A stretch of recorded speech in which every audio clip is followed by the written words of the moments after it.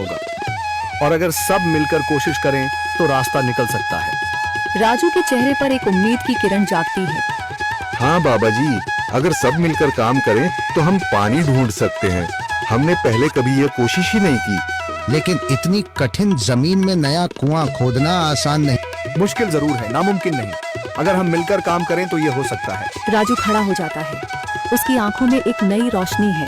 तो फिर हम कल से काम शुरू करेंगे। मैं गांव के सभी युवाओं को इकट्ठा करूंगा।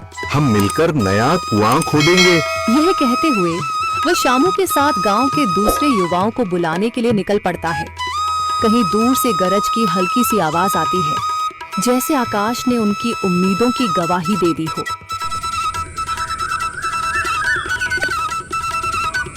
अगली सुबह राजू और शामू गांव के युवाओं को इकट्ठा करने निकल पड़े।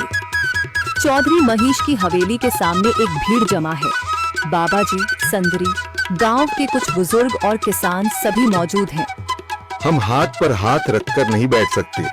अगर अल्लाह ने हमें हिम्मत दी है तो हमें खुद पानी के लिए मेहनत करनी होगी। हम एक नया कुआं खोदेंगे। लेकिन राजू, क्या हमें यकीन है कि वहाँ पानी मिलेगा? बेटा, पानी जमीन के अंदर होता है, बस सही जगह खोदने की जरूरत है। हमने अपने बुजुर्गों से सुना था कि पुरानी नहर के पास जमीन नरम थी, शायद वहीं पानी हो। बाबा जी सही कह रहे हैं। अगर तुम सब यह काम करने के लिए तैयार हो तो मैं अपने कुछ मजदूर भेज सकता हूँ। धन्यवाद चौधरी जी, लेकिन हम सब खुद भी मेहनत करेंगे। यह हमारे गांव के अस्तित्व की लड़ाई है। संदरी, जो अब तक चुप थी, आगे बढ़ती है। हम औरतें भी पीछे नहीं रहेंगी। हम पानी लाने की व्यवस्था करेंगी, खाना बनाएंगी, ताकि तुम सब आराम से काम कर सको। यही हिम्मत चाहिए थी संदर। पूरा गांव एक नई उम्मीद के साथ कुआं खोदने की तैयारी में जुट जाता है। दूसरी ओर कुआं खोदने का काम शुरू हो चुका है। राजू, शामू और दूसरे युवा बेलचे चलाने लगते हैं। मिट्टी बाहर निकाली जाने लगती है। तेज गर्मी के बावजूद सब पूरी हिम्मत के साथ जुटे हुए हैं। दोपहर की तेज धूप जमीन आग की तरह तप रही है। गांव के लोग लगातार कुआं खोदने में जुटे हैं।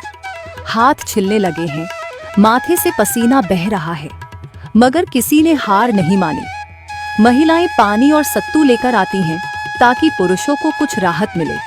हमें और गहराई तक जाना होगा। अब तक सिर्फ सूखी मिट्टी और पत्थर ही निकल रहे हैं। राजू, यह बहुत कठिन काम है। अगर हमें पानी न मिला। अल्लाह मेहनत करने वालों को कभी निराश नहीं करता बेटा। तुम सब अपनी कोशिश जारी रखो, पानी जरूर निकलेगा।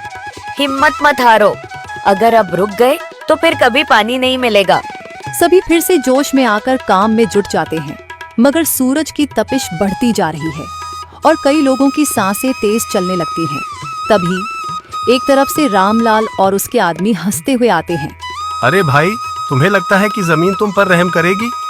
हाँ हाँ, ना समझ लोग, ये सब बेकार की मेहनत है। रामलाल, हमारा हौसला मत तोड़ो। अगर तुम मदद नहीं कर सकते तो कम से कम मजाक भी मत उड़ाओ। मदद? हाँ, मैं अपने कुएं का पानी बेच सकता हूँ, मगर मुफ्त में नहीं दूंगा। राजू सब अनसुना कर फिर काम में लग जाता है। शाम होने लगती है, लेकिन अभी तक पानी का नामो निशान नहीं। कुछ लोग मायूस होकर पीछे हटने लगते हैं। राजू, शायद रामलाल सही कह रहा है। यह सब बेकार है। नहीं शामू, हमें हार नहीं माननी। अगर आज हार गए तो फिर कभी हिम्मत नहीं कर पाएंगे। तभी अचानक फावड़ा किसी कठोर चीज से टकराता है। एक अजीब सी आवाज आती है।